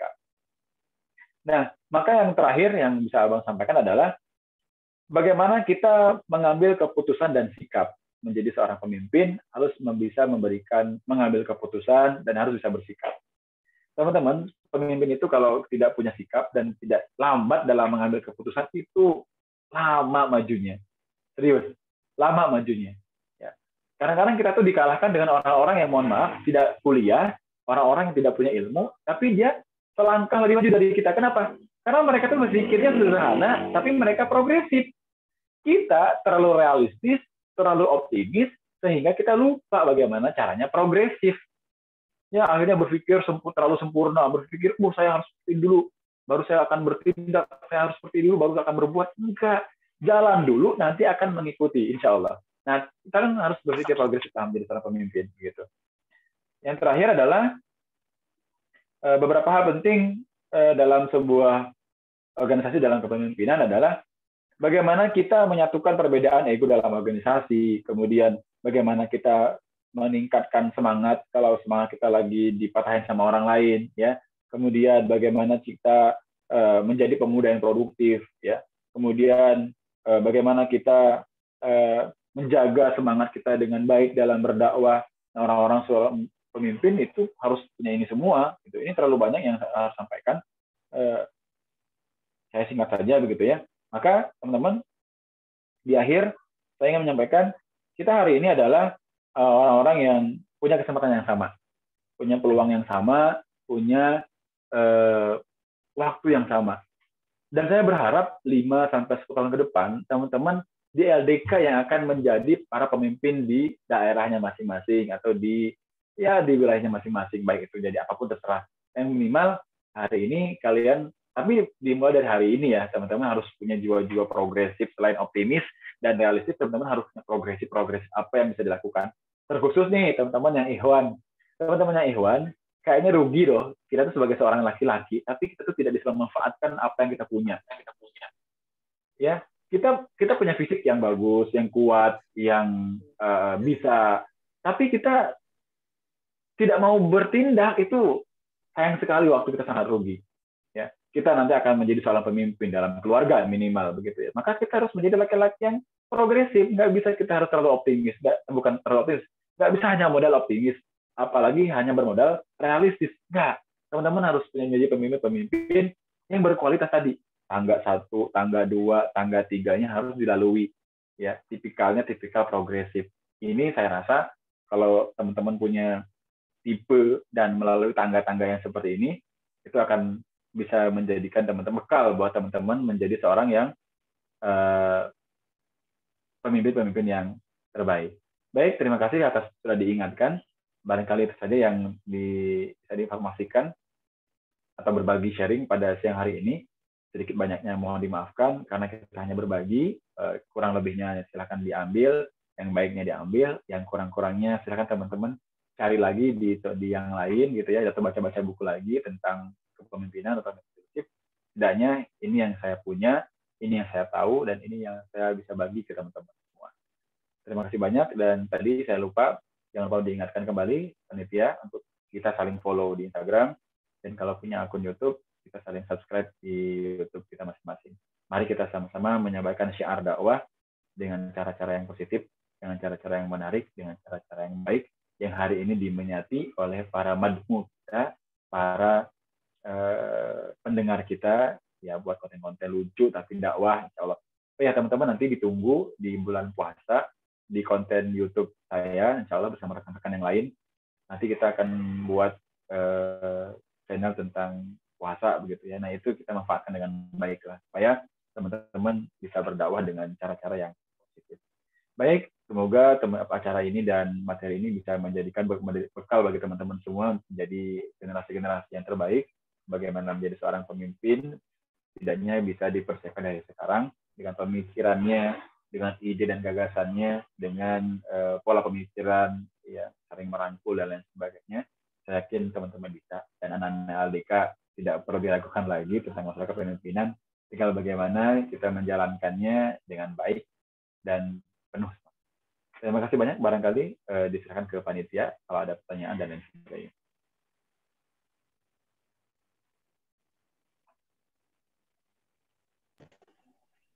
Baik, alhamdulillah. Terima kasih kepada Kak Itan atas sharingnya ilmunya pada siang hari ini. Baik, buat teman-temanku semua yang ingin bertanya, silahkan nyalakan mic-nya atau bisa menuliskan pertanyaannya di kolom chat. Baik, untuk teman-teman dipersilahkan yang ingin bertanya.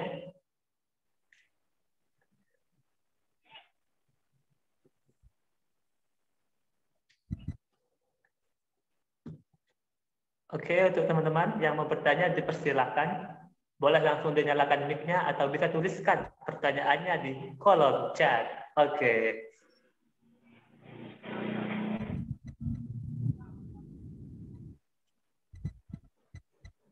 Wah, rugi kalau nggak bertanya. Yuk, semangat. Jarang-jarang loh kita mendapatkan ilmu yang... Yuk, bertanya. Dari panitia juga boleh, silakan kalau mau bertanya. Ya, yang bertanya dan pertanyaannya kalau dia bagus ya, nanti saya kasih buku nih. Wow. Bukunya masih locis, ya. Ini tentang, ya nanti dibacalah tentang jomblo idaman, apa isinya. Bagi yang penasaran, silakan panitia dipilih mana yang bagus pertanyaannya. Ini cuma ada satu. Saya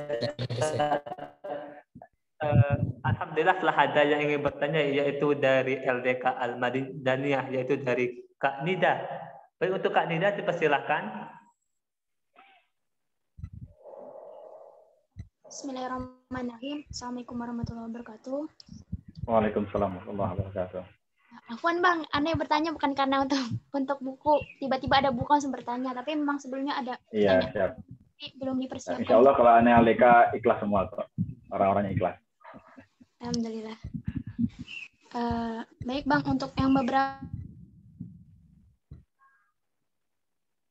tipe pertanyaan, tipe-tipe menurut Ana agak suatu permasalahan yang biasa ditemukan, tapi cukup sulit untuk menentukan apa yang harus kita pilih gitu. Nah, jadi pertanyaannya itu sebaiknya kita itu harus melakukan apa Bang jika menjadi seorang pemimpin yang mengeluarkan output, di mana kader yang ada itu ada dua pilihan. Apakah kita harus meningkatkan kualitas kader tapi mengandalkan kader yang telah ada. Hanya saja sedikit yang bisa merasakan dari kualitas pengkaderan itu.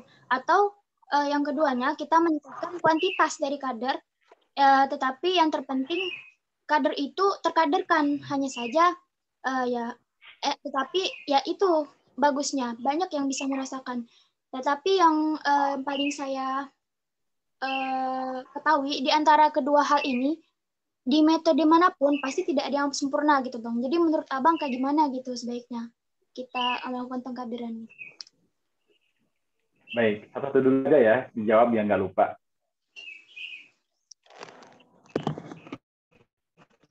Sudah? Oke, diperhatikan dan didengarkan sama-sama teman-teman. Ini masukan yang bagus dan barangkali apa yang nanti saya share ke teman-teman bukan berarti yang terbaik, tapi ini ada berdasarkan pengalaman-pengalaman yang pernah kita lakukan bersama ketika di LDK dulu ya. Bagaimana sih caranya kemudian kita meningkatkan kuantitas agar orang lain bisa merasakan atau kualitas terlebih dahulu? Saya ketika di kaderisasi begitu ya. Saya di kaderisasi itu satu periode, kemudian di ketua Puskomda saya 2 periode begitu. Mungkin kita bahas di Puskomdanya. Teman-teman, percaya atau nggak percaya, kita tidak bisa dinafikan dan tentang pilihan bahwa target. Nah, yang pertama teman-teman harus punya target dulu nih. Tadi siapa namanya, Nida ya, Kak Nida atau Nida, silakan Nida punya atau tulis target yang mau dicapai terlebih dahulu. Misalnya, jangka 3 bulan ke depan, Kak Nida punya target pengkaderan yang baik. Misalnya di LDK UBB, bagaimana cara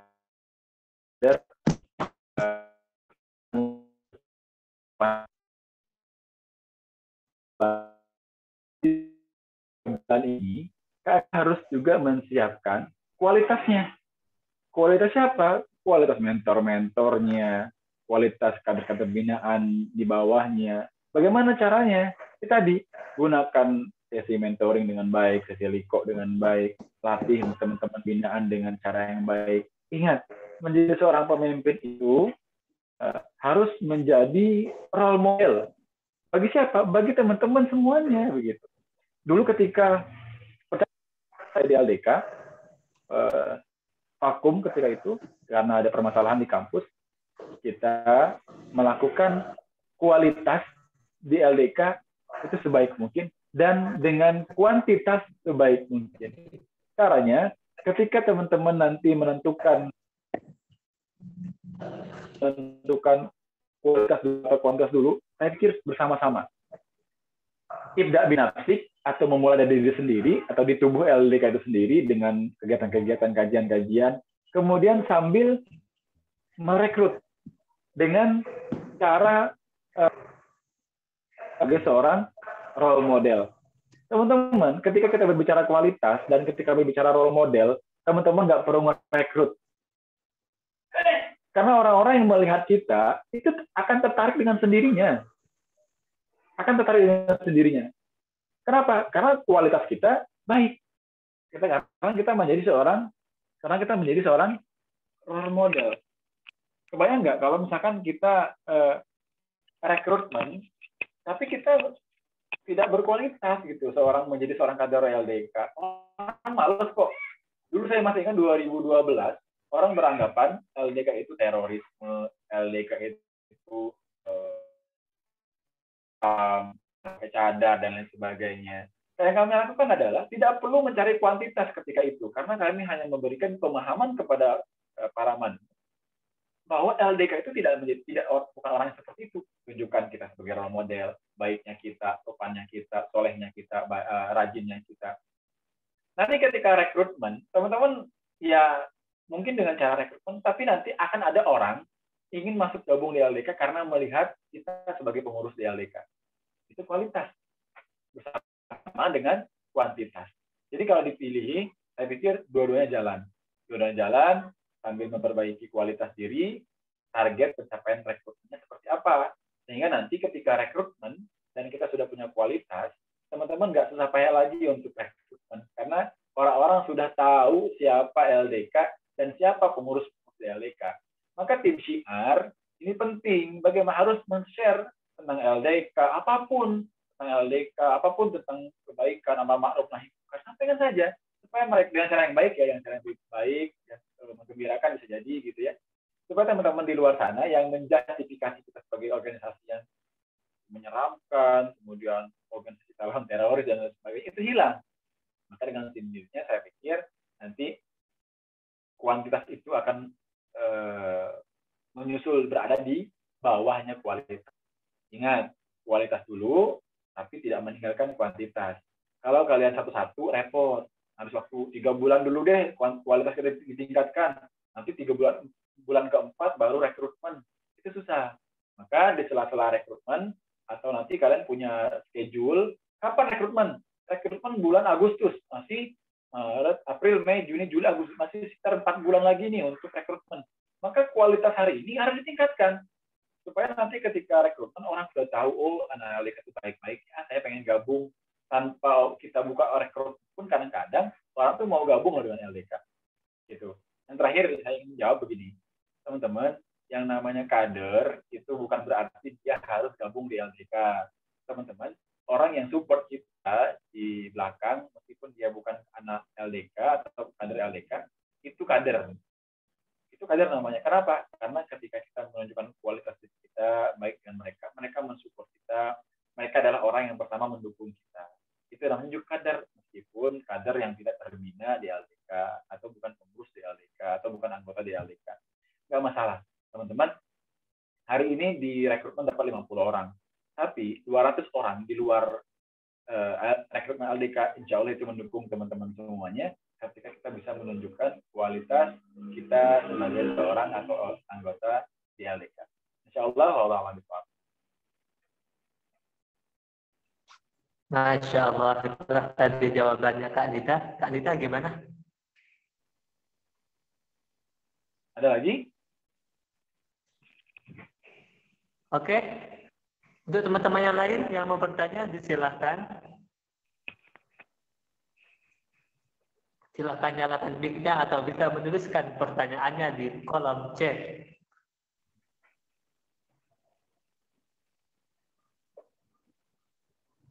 Oke, untuk teman-temanku semua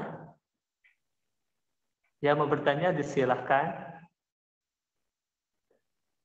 Rugi loh kalau nggak mau bertanya. Jarang-jarang kita bisa bertemu, berdiskusi dengan pemateri kita yang sangat luar biasa sekali pada hari ini. Masya Allah.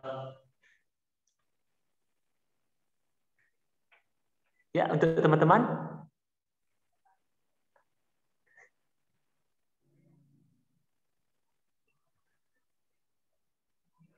Oke, gimana? Panitia, barangkali panitia ada yang mau nanya, boleh.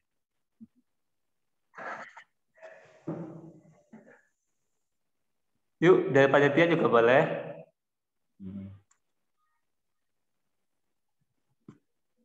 Oke, untuk teman-teman jika malu menyalakan mic-nya bisa menuliskan pertanyaannya di kolom chat ya. Ditunggu. Yuk. Sambil nanya dong, boleh ya panitia? LDK hari ini yang ada di Bangka Belitung ada berapa ya?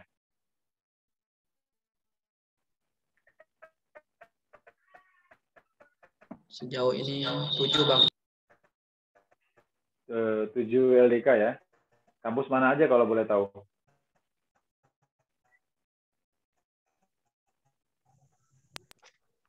Mungkin bisa dijawab. Ada Polman, UBB, UBB, IAIN, IAIN, Poltekkes, Poltekkes,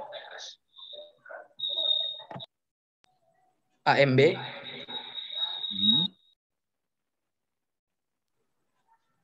UKI Atmaluhur. Oh iya, Atmaluhur. Sudah cukup, Bang. Terakhir ini Stisipol. Oh iya. 3-nya lagi vakum. Iya.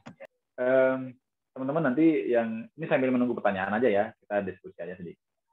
Teman-teman yang di Puskomda, yang di FSLDK, kunjungan rutinnya ada nggak? Kunjungan rutin ke LDK atau Gimnas Rahim atau siapa?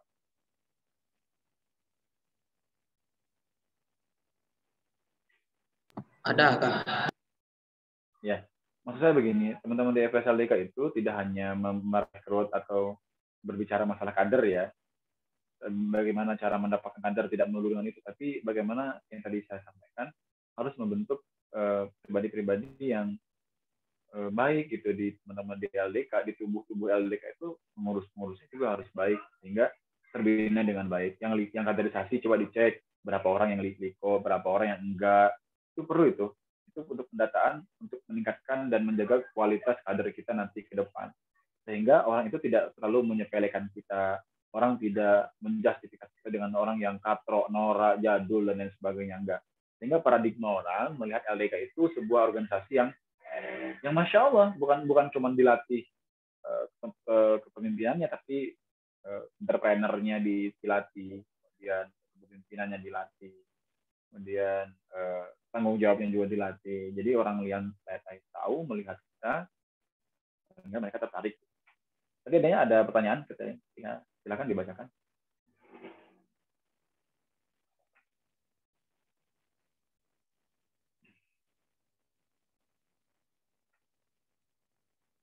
Itu ada feedback.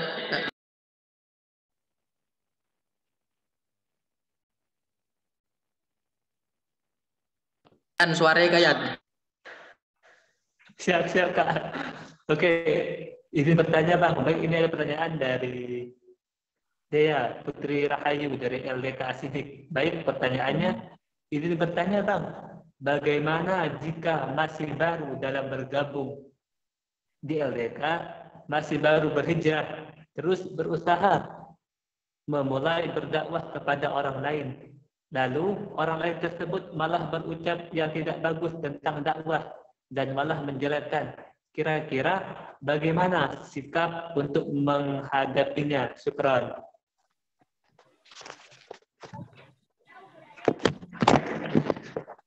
Itu aja. Ya. Bisa diulangi nggak? Tadi ada handsetnya tidak connect, jadi coba silakan ulangi. Baik, siap Kak. Baik, pertanyaan dari Dea Putri Rahayu dari LDK Asidik. Pertanyaannya, izin bertanya Bang, bagaimana jika masih baru bergabung LDK, masih baru berhijrah, terus berusaha memulai berdakwah kepada orang lain. Lalu orang lain tersebut malah berucap yang tidak bagus tentang dakwah dan malah menjelekkan. Kira-kira bagaimana sikap untuk menghadapinya? Syukron. Oke, teman-teman sekalian, kita sebagai kader dakwah itu harus tahu ya metode-metode apa yang kemudian bisa kita pakai dalam berdakwah. Ada metode dakwah fardiyah, ada dakwah fadilah, kemudian ada dakwah bil lisan, ada dakwah bil hal, ada dakwah bil qauli, ada dakwah bil arkani. Ya, itu harus dipahami oleh kader-kader LDK supaya nanti ketika di lapangan teman-teman itu sudah tahu solusinya gitu. Misalkan dakwah fardiyah atau dakwah bil lisan, sampaikan saja dengan lisan, tidak perlu mengajari, tidak perlu seolah-olah kita berilmu, nggak usah. Sampaikan aja sudah cukup, nggak masalah. Kemudian apa lagi ya? Dakwah fardiyahnya misalkan dari kita ke teman yang lain atau di antara dua orang. Itu metode yang sangat memungkinkan. Tidak perlu teman-teman harus berdakwah atau melakukan menasihati teman-teman lain di luar yang lainnya. Maksudnya ketika di hadapan orang banyak, nggak perlu. Dakwah fardiyah aja. Dari kita ke orang lain, satu orang, dua orang, gitu ya, dengan cara yang hasan. Itu teman-teman di LDK harus paham. Maka kalau kita menemukan di lapangan ya orang nggak suka dengan kita, kemudian kita dicaci dan dimaki, itu tantangan dakwah. Justru di situ uniknya. Nah, orang yang punya pemikiran progresif, dia punya cara dan ide bagaimana caranya. Dulu saya sharing ya, kalau ini Ikhwan ya, kalau saya sama Ikhwan ya. Binaan saya itu awal-awal membina itu malesnya minta ampun. Ya, mau di dakwah itu kayaknya ngerasa udah banyak ilmu karena kan rata-rata dari pesantren kalau JIN. Yang saya lakukan adalah saya berkunjung ke kosannya, kasih antar makanan, minimal gorengan gitu ya. Terus kemudian sesekali misalkan liko di tempat dia, kemudian nanti ajak teman-teman kos-kosan di samping-samping dia untuk liko, atau bahasanya mungkin ngopi gitu ya, ngopinya ya sambil diskusi dan lain sebagainya. Nah, ketika teman-teman tahu cara-cara dakwah yang seperti ini, teman-teman akan mudah sekali. Misalkan saya buka catatan lama ya. Ada salah satunya adalah contoh dakwah bil hikmah. Kan dalam Quran sudah jelas ya. Bil hikmah wa mau'idatil hasanah wa jadilhum billati hiya ahsan, itu sudah jelas dalam Al-Quran ya. Ya, tentang metode dakwah bil hikmah. Apa yang harus kita lakukan? Ternyata itu mudah.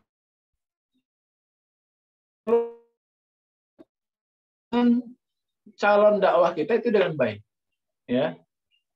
Harus bisa melakukan pendekatan dengan hikmah. Apa hikmah? Nih ya, di teman-teman mahasiswa itu biasanya kan punya kesulitan, punya masalah. Teman-teman dekatin tuh. deketin orang-orang yang lagi seperti itu, lagi diskusi nih, lagi tiba-tiba teman sekelas yang bukan anak LDK, tapi dia punya masalah. Coba deh deketin, itu dakwah bil hikmah namanya. Dakwah bil hikmah itu kita berdakwah dengan ke teman itu dengan hikmah. Ya, dengan hikmahnya dengan cara kita menyampaikan dengan baik. Kalau kita bisa tolong, kita tolong. Share ke ketua LDK, Pak Ketua, ini ada orang kampus kita, tarbiyah, misalkan lagi kesulitan ekonomi. Bagaimana caranya kita berkunjung ke kos-kosannya untuk menghibur, sekedar menghibur. Bisa nggak kita lakukan seperti itu?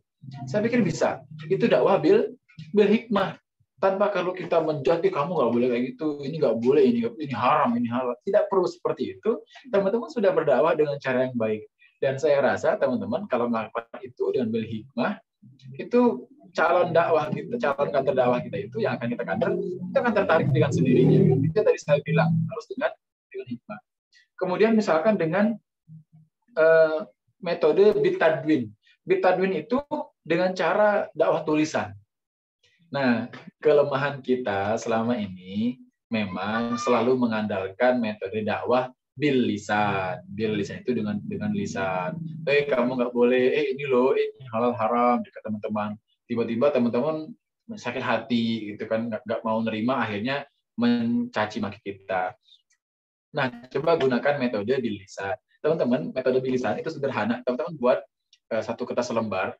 Ya, dulu kita punya program Jumat kayak buletin gitu. Kita bagi di fotokopi, bagikan by LDK ASIDI. Kalau memang teman-teman malu pakai nama teman-teman sendiri, tulis di pengumuman kampus, pengumuman gitu ya, tentang materi apa gitu misalnya. Itu mereka baca. Teman-teman jangan takut nggak dibaca. Ingat yang saya bilang tadi, kader LDK itu bukan hanya orang yang masuk dalam keanggotaan LDK, tapi yang namanya kader LDK adalah selain kader yang terrekrut, tapi mereka adalah orang-orang yang sepemahaman dengan kita, satu visi dengan kita, yang mendukung dakwah kita di LDK, itu kader. Maka cara dakwahnya bukan hanya kepada orang calon kader kita saja, tapi ke semua masyarakat yang ada di kampus. Itu sangat mudah sekali. Coba gunakan tulisan. Teman-teman yang di syiar nih, kalau punya tulisan, share, di print, tempel di mading. Atau itu cara kuno. Cara modernnya, dibuat caption, share di media sosial kalian, share di media sosial LDK. Ya, kalian jangan terbebani dengan gimana ya kalau dia nggak mau, gimana ya kalau dia nggak tertarik, gimana ya kalau tulisan saya itu ternyata orang nggak suka, aduh pasti banyak yang mencela, aduh nanti dia nggak suka terus nggak mau gabung di LDK. Jangan, nanti dulu itu.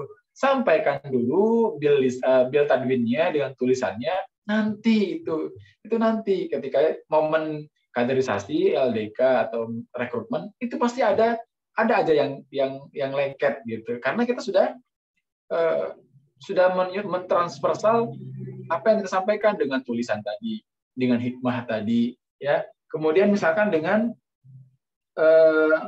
amah, ya, atau dengan media-media yang ada gitu ya. Kemudian dengan cara-cara yang baik. Ya. Jadi teman-teman di LDK harus punya metode tersendiri. Harus paham. Nanti dibuka lagi. Ada buku metode dakwah kalau nggak salah. Kalau nggak salah di buku PMLDK itu ada deh metode-metode dalam kaderisasi itu ada. Silakan dibaca-baca lagi. Teman-teman yang kader LDK harus wajib baca dong. Yang masa kader LDK nggak malas baca gitu ya. Itu ya. Jadi tadi Uhti yang nanya, atau Ikhwan tadi yang nanya, saya yang kurang paham, kayaknya Uhti ya. Uhti yang bertanya, pahami dulu metode-metode dakwahnya, kemudian kira-kira saya berdakwah dengan cara yang mana ya, yang kira-kira tidak membuat saya sakit hati, tidak membuat orang lain sakit hati. Mungkin dalam penyampaian saya ketika metode dengan bil lisan, itu ada yang salah. Maka gunakan bitadwin, bil hikmah, pardiyah tadi, bil arkani. Bil arkani itu dengan tindakan, teman-teman. Dengan menolong, ya, dengan membantu, ya, kemudian dengan memungut sampah, itu dakwah loh. Di kampus ada sampah, teman-teman buang sampahnya kepada tempatnya, kemudian kalian bersihkan, itu dakwah. Ya, tanpa menyakiti orang lain, tanpa menjustifikasi orang lain, tanpa mengajari orang lain, teman-teman itu sudah berdakwah. Senyum, ya, kemudian assalamualaikum, kawan-kawan apa kabar? Itu dakwah.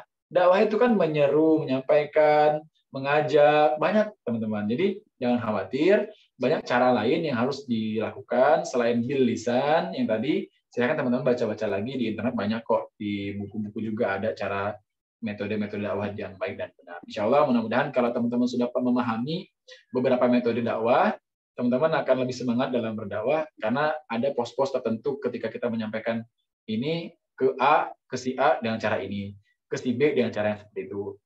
Jadi kalau kalian menguasai minimal 4 metode, itu teman-teman sudah bisa merekrut anak-anak kader calon LDK nanti ke depan insya Allah. Masya Allah. Baik, itulah tadi jawabannya untuk Kak Dea. Kak Dea gimana?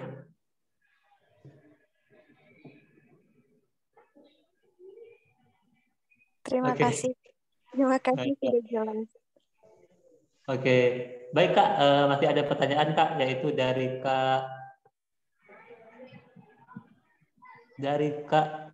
Nadila, yang mana pertanyaannya Kak mau tanya maksud di tangga ketiga menjadi orang-orang yang sempurna itu gimana Kak?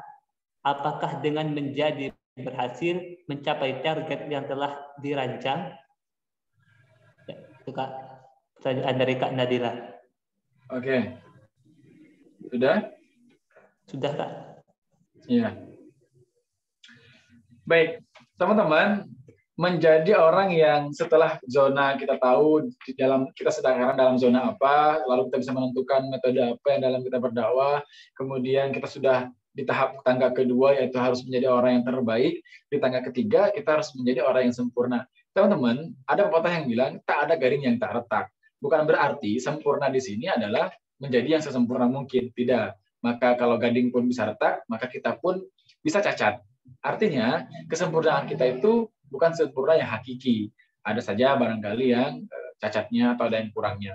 Maka yang dimaksudnya di sini adalah menyempurnakan apa yang kemudian bisa kita lakukan sebaik mungkin, semaksimal mungkin agar sempurna. Ketika nanti pun ada cacat atau ada retak, ya itu tidak masalah, itu proses. Tinggal bagaimana nanti kita mencari celah, di mana sih titik retaknya, di mana titik cacatnya, perbaiki lagi. Ya, perbaiki lagi. Maka jadilah tangga yang ketiga tadi harus menjadi yang sempurna. Teman-teman, kalau kita lihat sejarah-sejarah dalam buku-buku sejarah yang mungkin kita bisa baca ya.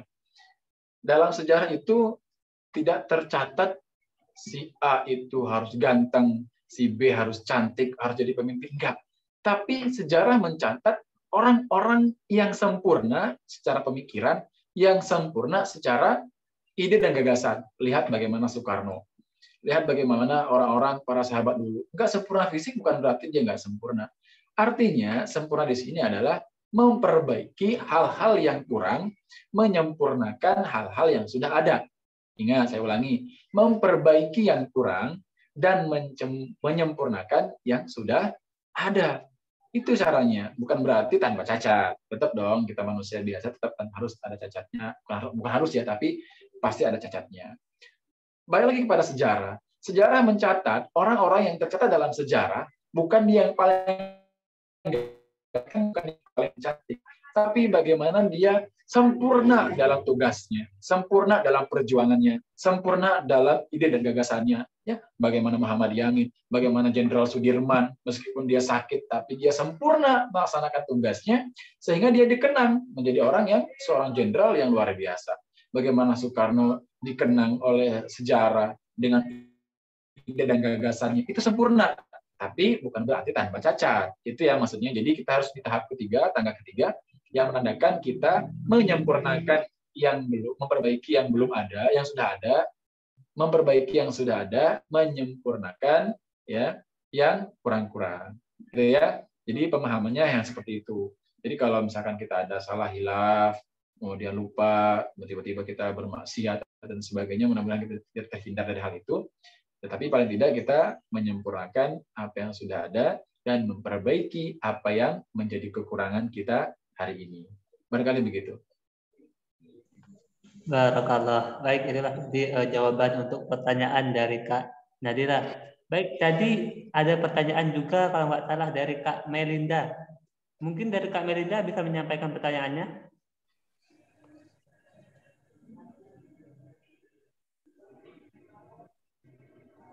Kak Melinda.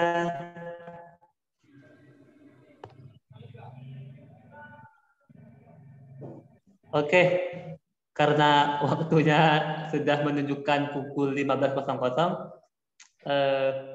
dan sebentar lagi masuk waktu asar, ada baiknya kita selesaikan. Oke, mungkin sebelum ditutup kepada Kak Ihsan Taufik bisa closing statement. Sebelum Kak Ihsan. Oke. Saya sudah menyiapkan ini karena saya sudah tahu pasti ditanya begitu ya. Saya bacakan saja ya. Baik, teman-teman para pemuda para generasi dakwah yang hari ini berada dalam lingkungan LDK Sidik, yang insya Allah akan menjadi para calon pemimpin di masa yang akan datang, baik pemimpin dalam bernegara maupun dalam beragama, gitu ya. Saya sedikit membaca kesimpulan yang bisa disampaikan teman-teman sekalian dan barangkali nanti bisa didengarkan, gitu ya. Jangan mau jadi anak muda yang rata-rata karena hanya ada 2 pilihan saja. Terus-terusan jadi penonton atau turun menjadi pemain. Kita berubah atau tertinggal. Kita diwarnai atau mewarnai. Tidak ada proses yang gampang. Tidak ada proses penempaan yang mudah. Semua butuh waktu dan perjuangan. Ibarat kata besi untuk siap menjadi pedang yang kokoh, ya, untuk dipakai berperang harus ditempa di atas panas derajat yang sangat tinggi. Dipukul, dibentuk, dipanaskan lagi, kemudian dipukul lagi, dibentuk lagi sehingga terbentuklah menjadi sebuah pedang yang tajam. Teman-teman sekalian, mengapa ketika kita melakukan satu pilihan, ya, maka pilihan itulah yang harus menjadikan kita kuat dan menjadikan diri kita pantas untuk mendapatkan dan menentukan pilihan itu. Nah, bagi teman-teman semua di LDK yang insya Allah tidak akan calon pemimpin di masa yang akan datang, tentukan pilihan teman-teman saat dari hari ini, kemudian susun metodenya dengan cara yang baik, dan realisasikan dengan cara yang baik, dan dengan pemahaman bekal ilmu yang mencukupi. Sehingga nanti ketika teman-teman memilih satu pilihan yang terbaik, tidak bingung bagaimana cara menjalankan dan bagaimana cara mendapatkannya. Saya rasa ini, dan saya rasa teman-teman semua sudah paham, baik sedikit atau banyaknya, setidaknya saya ingin menyampaikan ke teman-teman semua di akhir, kita harus menjadi warna dalam sejarah kehidupan kita sendiri, dan kita harus menjadi pencatat sejarah dalam kehidupan orang banyak, supaya nanti kita dikenang menjadi orang-orang yang besar, bukan menjadi orang-orang yang kerdil. Orang-orang yang besar berpikir besar, dan orang-orang yang kerdil berpikir sempit. Maka jadilah orang yang besar berpikir besar, agar nanti dikenang sebagai orang besar dengan karya, dengan ide dan gagasan, dengan tindakan yang sudah kita lakukan, dan bukan menjadi orang yang kerdil yang tanpa adanya tindakan, tanpa adanya perbuatan, dan tidak bisa merubah apapun dalam kondisi kehidupan pribadi maupun masyarakat dan orang banyak.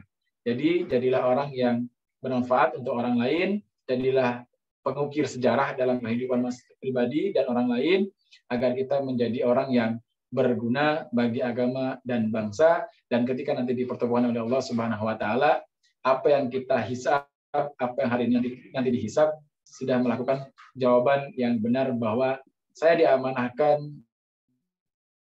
jadi seorang manusia dan seorang insan, dan diperlakukan dengan cara yang baik. Allahu a'lam bishawab. Barakallah, sedikit namun menggigit. Baik, sekarang masuklah kita kepada sesi foto. Baik, untuk teman-temanku semua seperjuang rahimakumullah, silahkan nyalakan kameranya.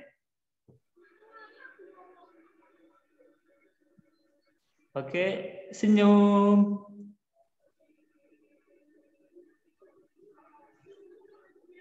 Nanti ada moderator ya. Oke, cukup. Baik, sampailah kita kepada penghujung acara kita pada sore hari ini.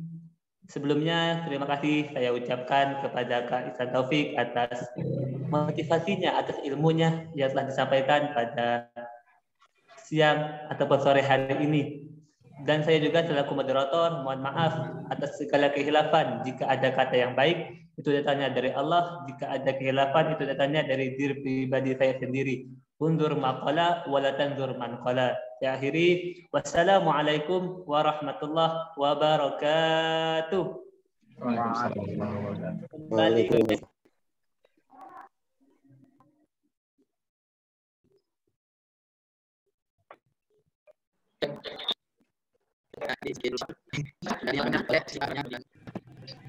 Oke, siap Mas. Tetap baik. Dakwah ini tidak dalam jeda. Ini yang dilakukan dalam dakwah ini. Jadi kita dapat melihat harapan yang sudah baca.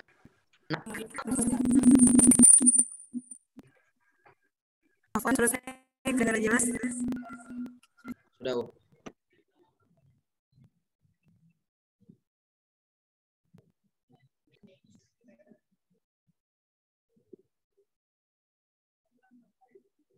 Yang kedua, insya Allah itu kita sore hari ini kita sampai zuhur, itu forum diskusi atau FGD.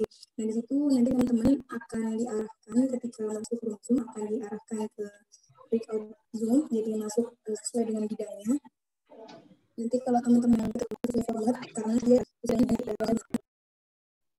untuk mengumpulkan tugas 1 maupun tugas 2 nanti ditunggu untuk mengumpulkan tugasnya di grup bidang masing-masing di WA. Jika ada yang belum jelas bisa tanya ke teman-teman pendamping dari atau trainer-trainer yang ada di MLDK ini. Nah, kemudian untuk acara besok saya sudah share buku RMDK atau Risalah Manajemen Dakwah Kampus.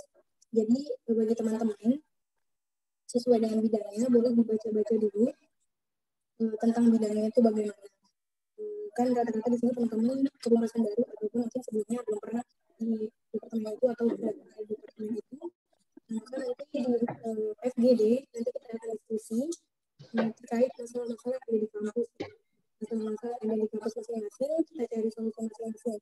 Bisa nanti kita saling belajar, sama belajar sama adik kelasnya gitu juga. Jadi teman-teman satu bidang itu bisa saling feedback, bisa saling kasih saran, dan juga nanti akan dari ada trainer dari PCD atau tenaga kesehatan daerah yang juga akan memberikan materi sedikit terkait bidangnya, bagaimana bidang itu, amanah-amanahnya bagaimana. Kemudian juga ada didampingi oleh teman dari XLDK. Jika ada sesuatu yang mungkin ditanyakan lebih lanjut terkait bagaimana XLDK, bagaimana arahan dari XLDK terkait dengan bidang itu. Mungkin itu saja dari panitia. Apakah cukup jelas saya sampaikan? Jelas, Kak.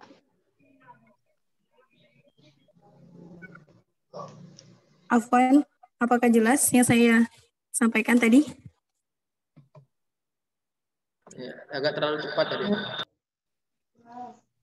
Oke, kalau jelas, mungkin itu saja dari kami panitia. Selanjutnya akan saya kembalikan lagi ke Adi. Assalamualaikum warahmatullahi wabarakatuh. Waalaikumsalam warahmatullahi wabarakatuh.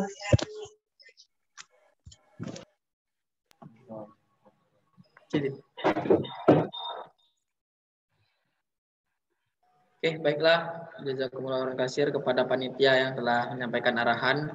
Mungkin ada yang kurang jelasnya, bisa ditanyakan lagi di grup yang sudah ada. Insya Allah besok kita akan lanjut kembali ya di kegiatan PMLDK kita. Alhamdulillah sudah terdengar suara azan, maka kegiatan kita pada hari ini kita cukupkan ya dengan mengucapkan lafal hamdalah. Disempurnakan dengan doa kafaratul majelis. Subhanakallahumma wa bihamdika. Subhanakallahumma wa bihamdika asyhadu an la ilaha illa anta. Oke, saya selaku